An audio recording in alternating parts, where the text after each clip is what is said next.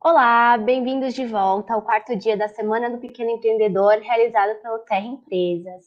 A gente está na terceira palestra do dia e quem vai falar com a gente agora é o Bruno Soares, CEO da FIDS, e ele vai falar um pouco sobre o papel do RH do futuro.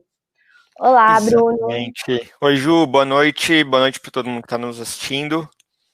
Boa noite, a palavra é toda sua. Obrigado. Pessoal, muito feliz de estar aqui hoje, falando de um assunto tão importante, acompanhando um pouco a agenda. Tenho certeza que vocês aprenderam muito falando sobre vendas, processos, negócios, gestão de maneira geral. Hoje a gente tem uma trilha com várias pessoas férias na área de gestão de pessoas. E trouxe um conteúdo bem legal, falando um pouquinho da realidade do contexto em que o RH vive, a partir de gestão de pessoas, e principalmente, né, Ju, falando do futuro do RH e como é que isso vai impactar a vida dessas pessoas e dessas empresas também. Vamos lá, então, a apresentação está no ar, pessoal. Muito legal. Deixa eu começar me apresentando. Então, eu sou Bruno Soares, eu sou cofundador e CEO da FIDS. Para quem não conhece, a FIDS é uma plataforma de engajamento de colaboradores, onde a gente ajuda as empresas a melhorar o engajamento e o desempenho dos colaboradores dentro das empresas através das melhores práticas de gestão de pessoas, como avaliação de desempenho, gestão de objetivos e metas, PDI, one-on-ones, pesquisas de clima e muito mais. Eu trabalho há mais de 15 anos em empresas de tecnologia, trabalhei em várias empresas pequenas e médias e grandes também, e os últimos 7 anos eu venho trabalhando focado na parte de gestão de produtos e projetos na área de tecnologia da informação, principalmente na área de gestão de pessoas. É um assunto que eu gosto muito de falar, que eu gosto muito de estudar e trocar muitas ideias e muitas experiências também.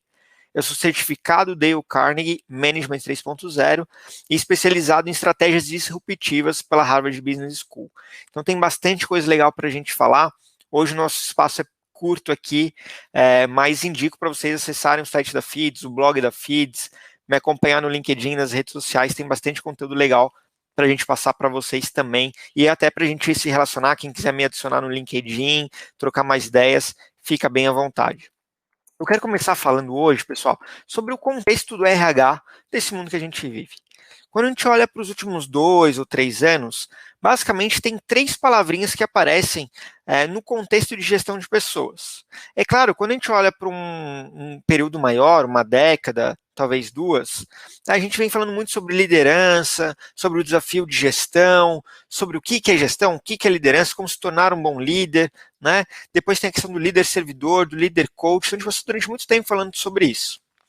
Porém, nos últimos 2 a 3 anos, o que mais tem aparecido na parte de gestão de pessoas são essas três palavrinhas aqui: People Analytics, inteligência artificial e agilidade. Então, o People Analytics é a parte do RH, de gestão de pessoas, de usar a parte mais analítica, de números, né, de compreensão das informações de forma estruturada, para tomar as melhores decisões de gestão de pessoas. O segundo ponto é a inteligência artificial.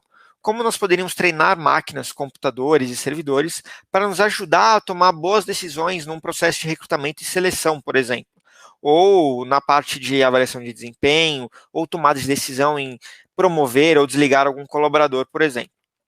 E o terceiro ponto tem a ver com a agilidade, com montar times mais enxutos do RH para entregar resultados mais rápidos, já que o RH está ficando cada vez mais estratégico. Mas quando a gente olha para cada uma dessas palavrinhas, que são palavrinhas, né, que a gente chama de buzzword, palavrinhas que a gente ouve muito dentro do cenário de RH, quando a gente tenta se aprofundar nisso, a gente começa a perceber que, na verdade, muito dessas coisas ainda não viraram realidade. Né? É muito difícil para o pequeno e para o médio empresário, para o pequeno e para o médio empreendedor, investir nesse tipo de tecnologia, porque ele tem alguns desafios um pouco mais essenciais para a gestão do negócio dele relacionado a pessoas. Quando a gente fez uma pesquisa em 2018 sobre People Analytics, a gente entrevistou mais de 50 empresários em todo o Brasil.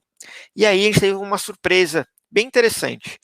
Eram profissionais da área de RH e eram profissionais de empresas pequenas, umas 10 empresas pequenas, umas 15 empresas médias e mais umas 15, 20 empresas grandes.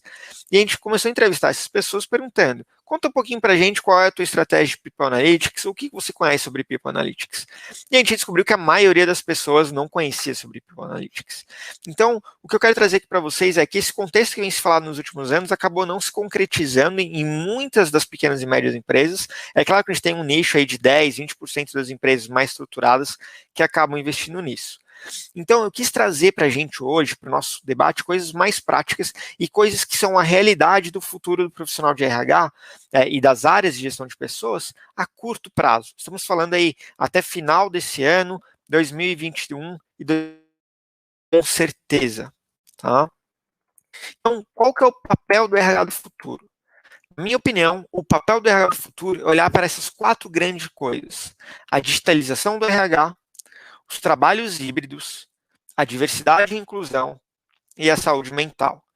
Quando eu trouxe esses pontos, pessoal, é claro que a gente tem todo um trabalho essencial do RH dentro das empresas que eu não quis trazer aqui, né?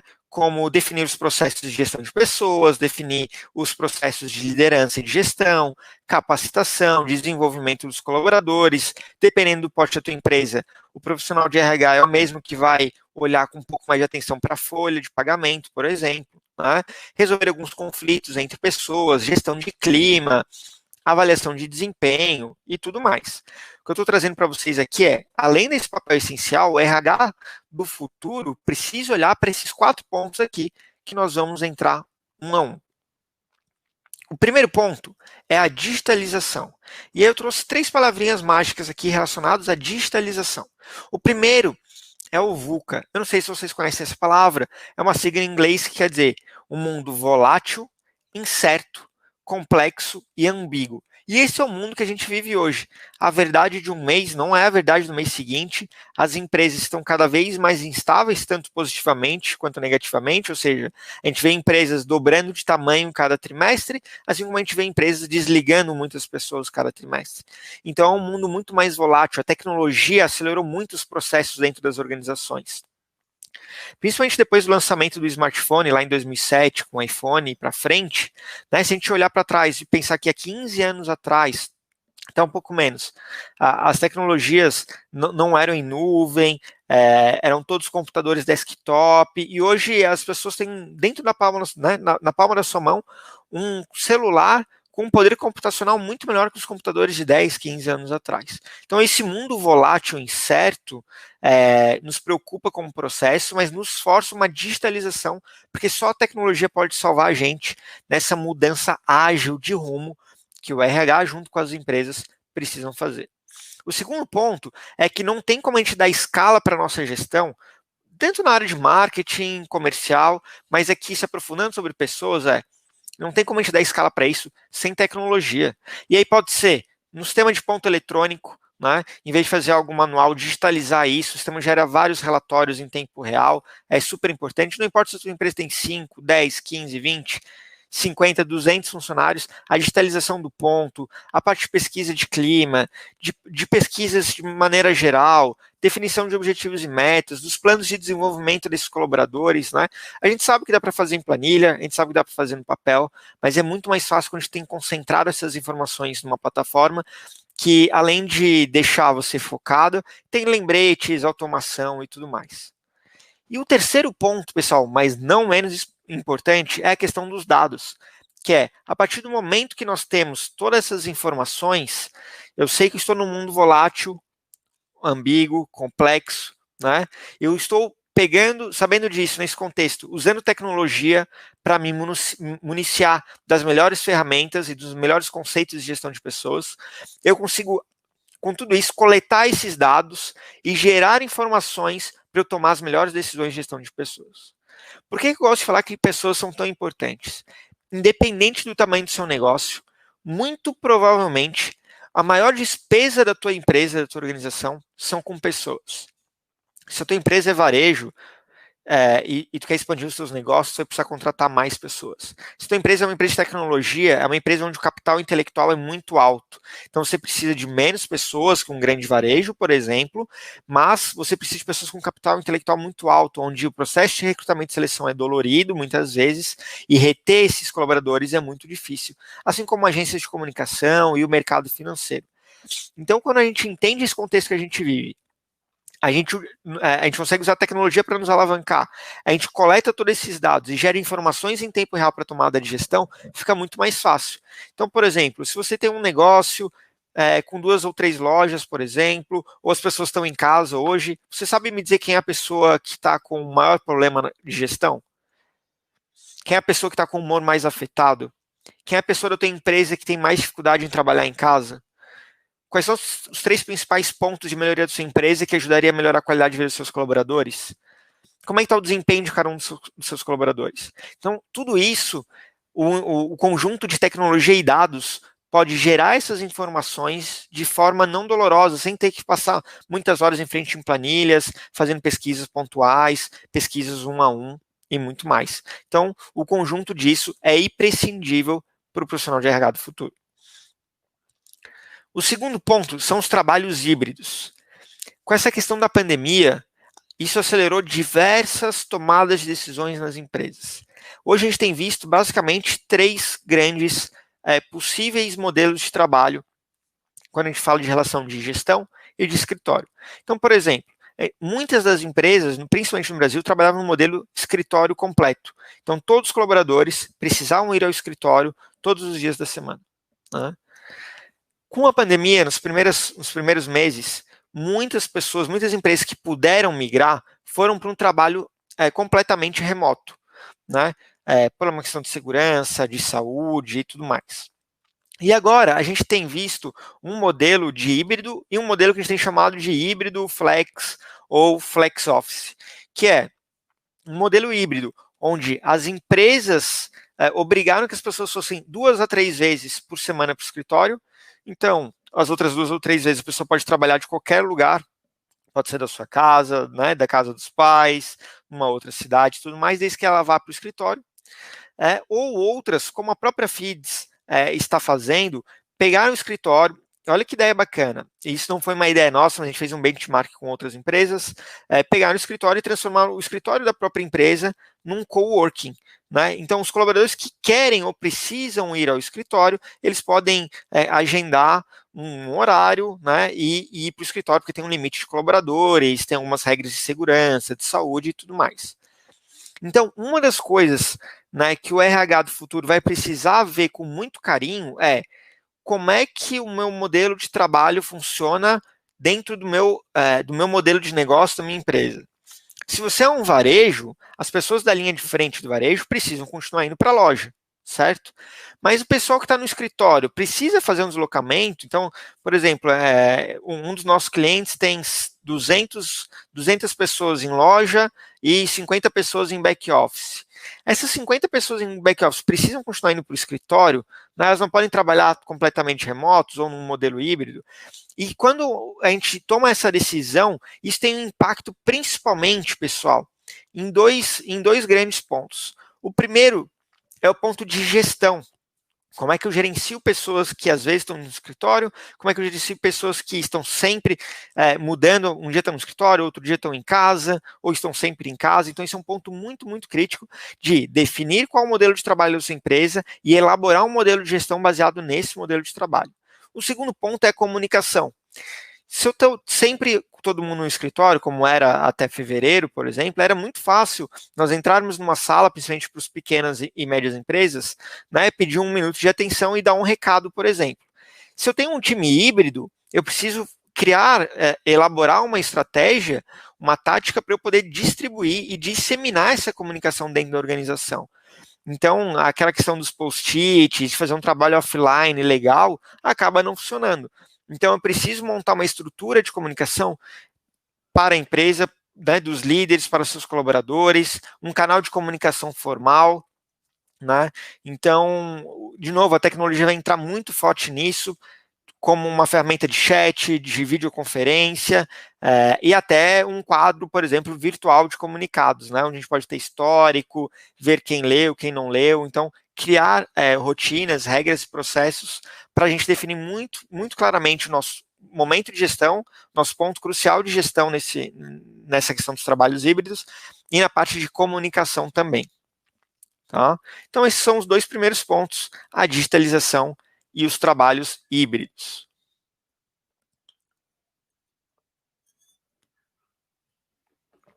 Os outros 2 pontos também são muito importantes. Vocês devem ter participado ou visto alguma notícia em relação a uma vaga afirmativa que a Magazine Luiza fez, abrindo vagas para trainees para pessoas, especialmente para pessoas negras, né? E aí isso gerou algum barulho e foi importante para a movimentação dessa cena no Brasil. São movimentações que estão acontecendo em outras partes do mundo, e apesar da Ambev, entre outras empresas, já terem processos seletivos afirmativos para isso, o trabalho que a Magazine Luiza fez acabou gerando um barulho muito acima do normal. Mas é o tipo de coisa, pessoal, que a gente não pode tirar da nossa pauta. Cada vez mais dentro das organizações, seja você pequena, seja você média, e claro, principalmente para as grandes, mas não, o que eu quis trazer esse ponto aqui é que é algo importante para os pequenos e médios perceberem o seu dever para com a sociedade também, de trabalhar nesse papel muito importante, você empresário atuar nesse papel muito importante de diversidade e inclusão. Muitas pessoas, inicialmente, e aí, pessoal, eu não sou um especialista da área de diversidade, mas daqui a pouco a gente vai ter um espaço para perguntas, então mandem perguntas aí para ver se a gente pode ajudar. Mas tem 2 pontos muito importantes que a maioria das pessoas não sabem a diferença entre diversidade e inclusão. Diversidade é aceitar algumas coisas, ou aceitar as coisas diversas. Dentro da minha empresa, eu aceito pessoas de qualquer raça, de qualquer etnia, de qualquer orientação sexual, de qualquer lugar do país, né?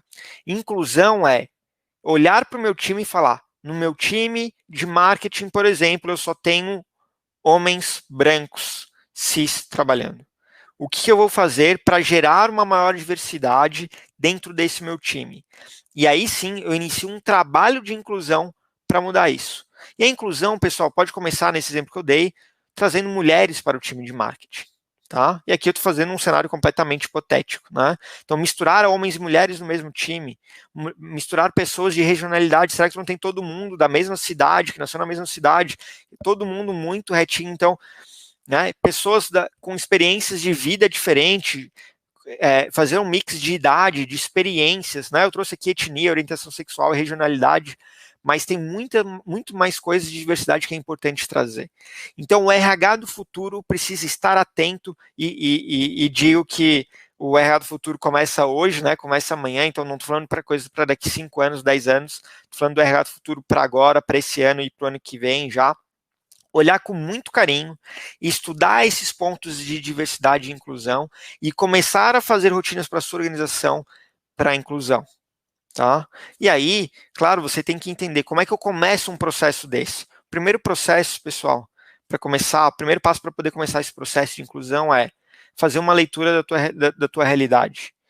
Pegar a tua empresa, seja ela 5, 10, 50, 200 funcionários, e fazer uma leitura disso. Como é que é a tua realidade? Das 50, vamos lá, das 20 pessoas que não tem empresa, quantas pessoas se autodeclaram brancas, pardas, negras? Quantas se autodeclaram homens, mulheres, né? E a orientação sexual, cis, trans, todas as pessoas são de qual região do país, de quais cidades. Então, a primeira parte é exatamente fazer esse mapeamento, tá? Depois desse mapeamento, a gente começa a atuar treinando os gestores, às vezes o próprio dono da empresa, para que ele entenda que isso é importante, ele tem que querer fazer esse movimento, né? Então, capacitar os gestores, o dono da empresa, os gestores e a equipe para fazer esse movimento de diversidade e inclusão. Tá? E aí depois você vai medindo isso com frequência, melhorando seu processo seletivo, adequando seu processo seletivo, e dessa forma vai evoluindo o processo de inclusão e o teu time vai ficar cada vez mais diverso. Diversos estudos mostram que empresas mais diversas têm mais lucro, trazem um resultado melhor, normalmente relacionado a um conjunto de ideias diferentes, experiências diferentes e tudo mais. E agora, pessoal, passando esse tópico de diversidade e inclusão, a gente vai para o tópico final, de novo, não menos importante, que é a saúde mental. De novo, essa questão da saúde mental é um tópico que a gente vem falando há muito tempo também, mas com a questão da pandemia, acho que isso estourou, né? Isso acabou ficando cada vez mais evidente. Mas eu vou trazer a saúde emocional, a saúde mental, em 3 aspectos. O primeiro aspecto é o círculo de segurança. O círculo de segurança é o quanto os colaboradores dentro da tua organização se sentem confiáveis e tranquilos em reclamar sobre as coisas da sua empresa, tanto para o seu chefe imediato, quanto para o dono da empresa, quanto para o RH da empresa, né? Mas principalmente na relação líder-liderado. O quanto eles têm essa tranquilidade de expor seus erros, de questionar, de perguntar, e de saber que ao errar, vai ter um time protegendo ele, vai ter um gestor que vai proteger ele, né? Um gestor que vai compreender essa questão da segurança e não vai simplesmente falar, não, Bruno, então tu errou, mais um erro desse, tu está demitido, né? Em vez de falar, não, Bruno, tu errou nisso, me parece que tu não tem essa experiência ou tu não tem esse conhecimento para fazer isso. Vamos criar, vamos te desenvolver nesse assunto, vamos te desenvolver nessa competência que está faltando para ti. Né? Então, isso é um ponto muito importante. O círculo de segurança é o primeiro passo para uma saúde mental saudável dentro das organizações. O segundo é saber lidar com a inteligência emocional, né? Então, saber lidar com a empatia, com os medos, com ansiedades, com as suas dores, né? Tem um conceito que eu gosto muito, que é dessa completude do colaborador dentro da empresa. Assim como o colaborador chega em casa estressado do trabalho, reclamando para a família que o trabalho foi ruim ou que algo não deu certo, a gente, quando tem um colaborador dentro da nossa empresa, a gente também está trazendo, a gente tem o Bruno, não existe o Bruno dentro da Feeds e o Bruno fora da Feeds, e são pessoas diferentes, é a mesma pessoa, né? Então a gente precisa lidar com o Bruno de forma completa, as dores que ele tem dentro e fora da empresa, eu preciso saber se ele está bem, se ele não está bem, se tem algo que eu posso fazer para ajudar ele, né? Se tem algum medo, alguma angústia, alguma ansiedade, e eu preciso trabalhar essa maturidade emocional com o Bruno para que ele fique cada vez mais firme, mais maduro, né? Isso vai ter consequências tanto positivas, tanto na vida pessoal, quanto na vida profissional dele, sem dúvida alguma. Tá? E o terceiro ponto, pessoal, é o acompanhamento profissional de fato, né? Então, o número de consultas na pandemia estourou, aumentou muito o número de consultas por profissionais para fazer uma psicoterapia, né, um acompanhamento de um profissional especializado da área da psicologia. Então, isso é uma coisa muito importante. Nós provermos espaços e comunicar isso para os colaboradores, que existe inteligência emocional, de repente dar uma palestra sobre inteligência emocional e apoiá-los e aconselhá-los a buscar um profissional caso haja necessidade. Ainda tem muito preconceito por essa questão do acompanhamento profissional, mas eu posso dizer, a gente tem uma experiência super incrível, vários colaboradores das nossas empresas e dos nossos clientes têm incentivos, inclusive, para que o colaborador procure um acompanhamento profissional. E o resultado disso é excelente. A pessoa se sente melhor consigo mesma, se sente melhor em casa, se sente muito melhor dentro do ambiente de trabalho, e a consequência disso é o aumento da produtividade e o aumento do desempenho. Então é importante a gente olhar essa questão da saúde mental sempre dessa forma mais completa. Saúde mental não é só inteligência emocional, não é só acompanhamento profissional e não é só o círculo de segurança, a pessoa se sentir confortável no ambiente de trabalho. É um conjunto das três coisas que a gente precisa sempre ir trabalhando dentro da nossa empresa. Tá? Então, voltando para os tópicos, só para a gente resumir, qual que é o papel do RH do futuro, pessoal? Digitalização, modernização, usar tecnologia para alavancar o seu negócio, o seu tempo, não gastar mais tempo olhando para ponto, para folha de pagamento, para fazer pesquisa de clima em planilha. Né? Hoje tem ferramentas reais, tu contrata uma ferramenta que vai fazer 90% do seu trabalho, não faz mais sentido fazer isso de forma manual. Tá?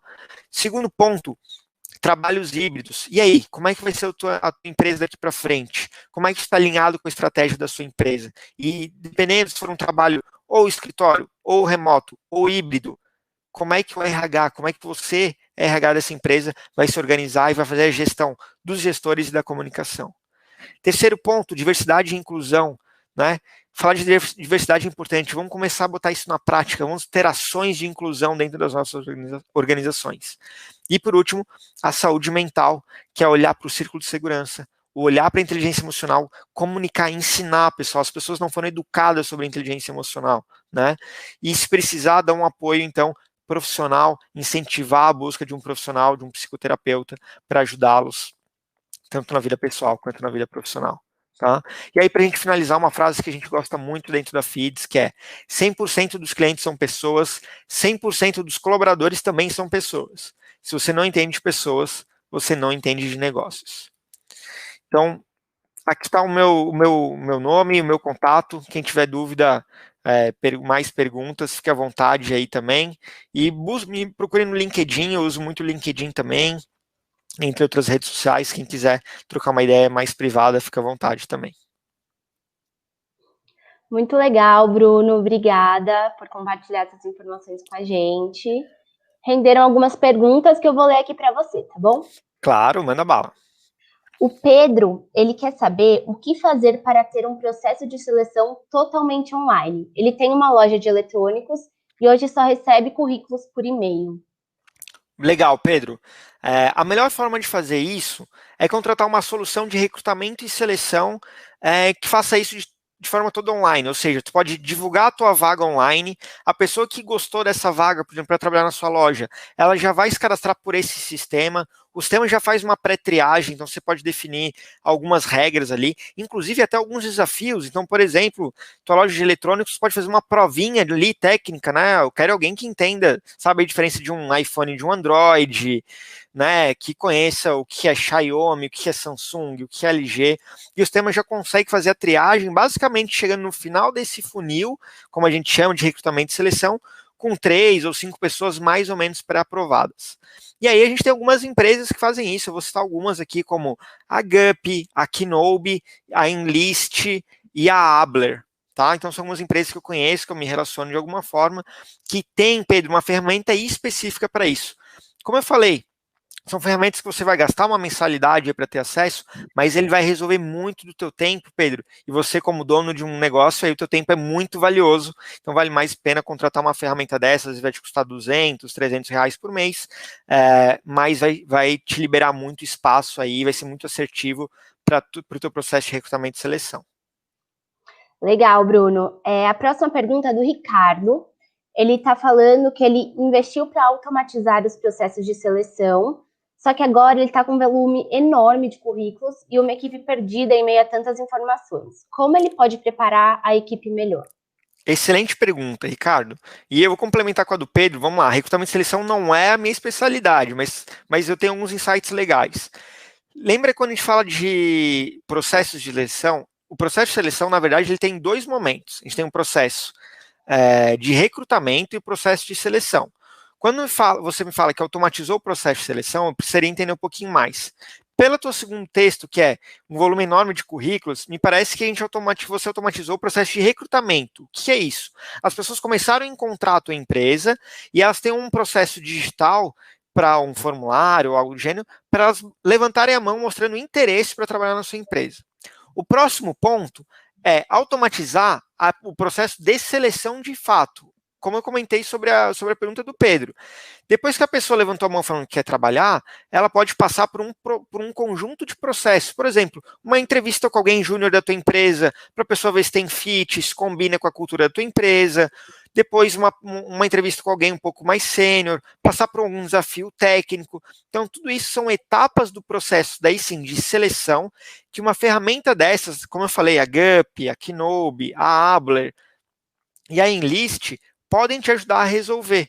Tá? Inclusive, elas automatizam parte desses processos, já tem agendamento automático, são ferramentas muito, muito legais. Então, me parece que tu automatizou um lado dessa moeda, que é a parte de recrutamento, e agora a gente precisa fazer um ajuste fino nessa parte de seleção.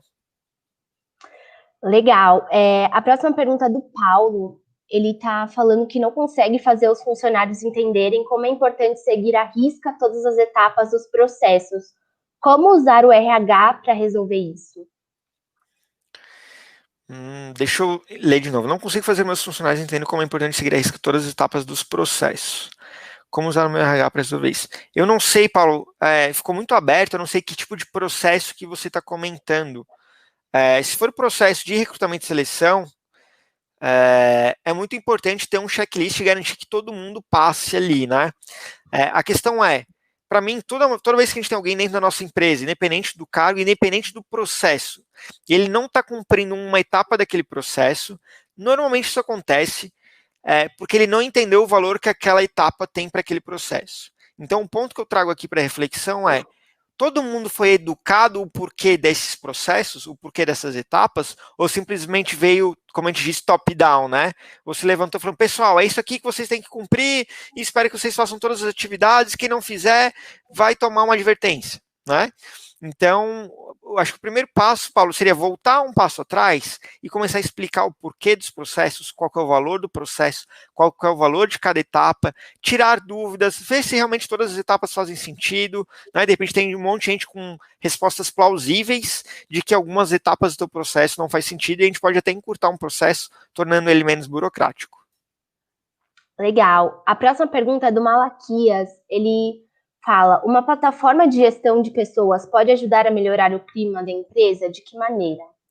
Perfeito, Malaquias. Da minha opinião, pode melhorar sim e muito. Por que ele pode melhorar? Eu vou trazer 2 pontos importantes. Primeiro, que uma plataforma de gestão de clima, como a própria Feeds faz, ela te permite, de forma muito rápida e muito fácil, entender quais são os problemas da tua empresa. Tá? Esse é o primeiro ponto em qualquer processo de qualquer área. Identificar problemas no marketing, no comercial e na área de pessoas. O primeiro ponto é análise, né? Quando tu vai no médico, ele não sai te dando um remédio. Quando ele vai no médico, a primeira coisa que ele faz é investigar. Ele quer te entender. Onde é que tu tem dor, né? Ao tossir, tá com febre, não tá? Então, o primeiro ponto é entender quais são as dores, quais são os gargalos que tem dentro da tua organização. O segundo ponto é que uma plataforma de gestão de clima tu consegue interagir com essas pessoas, por exemplo, que reclamaram. Então vamos dizer que a Ju reclamou, a Ju trabalha lá na Feeds, reclamou que tem um problema com a liderança, meu líder não é muito bom. Então uma plataforma dessas, Malaquias, permite de forma anônima uma troca de informações, uma conversa sincera entre as pessoas, elas se sentem ouvidas, tu consegue priorizar os problemas, porque às vezes os problemas não são óbvios, e os problemas não são na empresa inteira. Então, talvez a gente olhe assim, está com problema de gestão. A gente olha, não, é só gestão do time de marketing, por exemplo, ou do time comercial, por exemplo, né? Então, uma plataforma dessa automatiza essas informações e te consegue apontar dentro de um grande palheiro, assim, né? Tu encontrar a agulha e falar, olha, tá aqui o problema da tua empresa desse trimestre, desculpa, é esse que é o problema. E aí, claro, cabe a ti como empresário, como RH, montar uma tática para suprimir essas dores, suprimir essas demandas. Bacana, Bruno. A Cláudia, ela quer saber como fazer a avaliação anual de desempenho do time remoto. Boa, Cláudia. Ótima pergunta. O primeiro ponto sobre isso é que eu gostaria de te instigar a refletir que a avaliação anual de desempenho já não faz mais sentido. Lembra que a gente falou do mundo VUCA, né? Volátil, incerto, complexo e ambíguo? As coisas mudam muito rápido agora, Cláudia. Fazer aquela avaliação anual de desempenho, quando tu vai preparar a avaliação, enviar, compilar os dados evolutivas, 20% dos seus colaboradores nem estão mais na empresa, né? Então, quando tu vai dar o feedback para a pessoa provavelmente já saiu da empresa.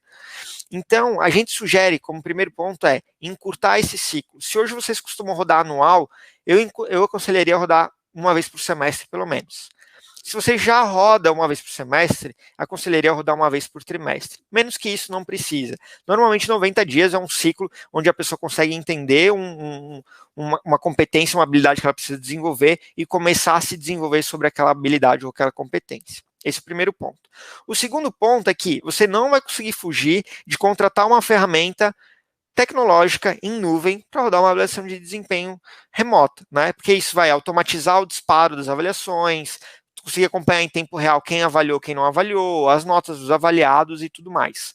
Então, vou fazer um jabá aqui, Ju. Entra no site da Feeds, pede uma demonstração da plataforma. Eu tenho certeza que a gente pode te ajudar nessa questão da avaliação de desempenho com times remotos, tá? Hoje a Feeds tem mais de 250 clientes em todo o Brasil.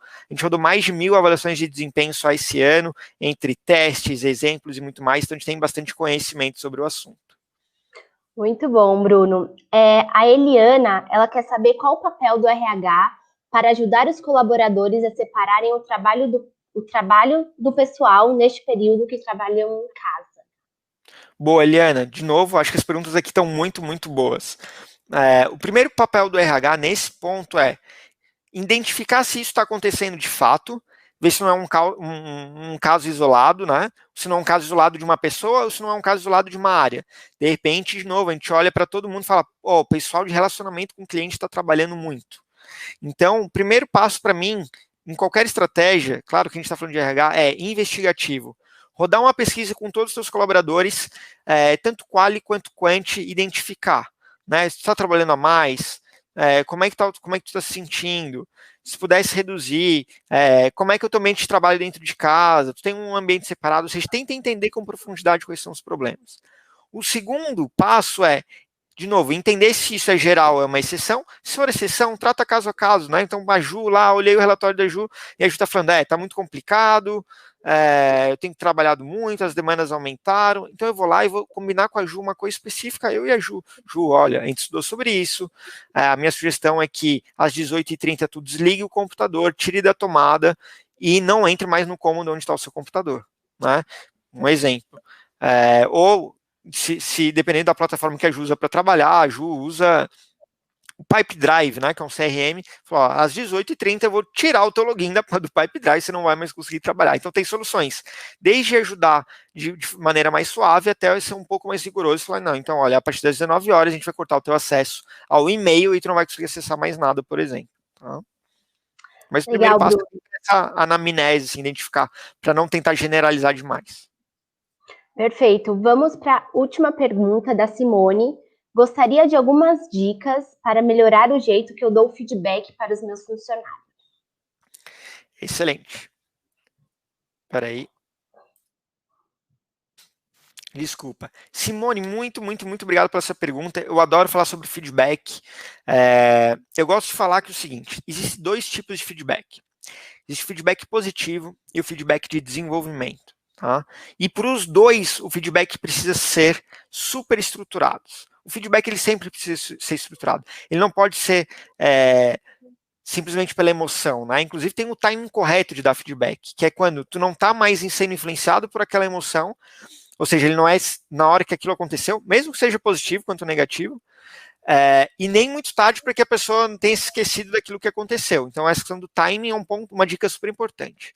O segundo ponto é entender se tu vai dar um feedback positivo ou um feedback de desenvolvimento. Um feedback positivo é falar assim, Ju, parabéns, teu trabalho de condução aqui da plataforma foi muito legal. E ela fala, pô, Bruno, legal. É diferente eu falar assim, Ju, teu trabalho de condução da plataforma foi muito legal, tu li as perguntas pausadamente, ficou muito legal de entender, parabéns. Opa, repara que a Ju entendeu que tinha um padrão nesse feedback e no próximo stream, que está começando daqui a pouquinho, ela fala, pô, o Bruno me deu um feedback falando que eu falo bem, que eu falo pausadamente. Ela vai repetir provavelmente esse padrão. Se não, fica simplesmente um elogio, né? Não que isso seja ruim, mas ele não é bem um feedback. Quando a gente fala do outro feedback, Simone, um feedback de desenvolvimento, ele precisa ser ainda mais estruturado. Eu preciso lembrar o quando aconteceu, o que aconteceu, por que aquilo não foi bom, aquilo não supriu o esperado sobre aquela demanda, ou aquela tarefa, aquela atividade, e eu vou trazer um ponto de ouro aqui, que é, a maioria dos feedbacks, eles são errados, porque eles não falam sobre a gravidade sobre aquilo que está acontecendo. Tá? Esse é o maior erro dos feedbacks. É comum as pessoas serem desligadas das empresas sem acreditarem no motivo daquilo. Mas João, mas Simone, eu falei para ti que tu estava fazendo isso aqui, que tu estava gerando muito bug no código.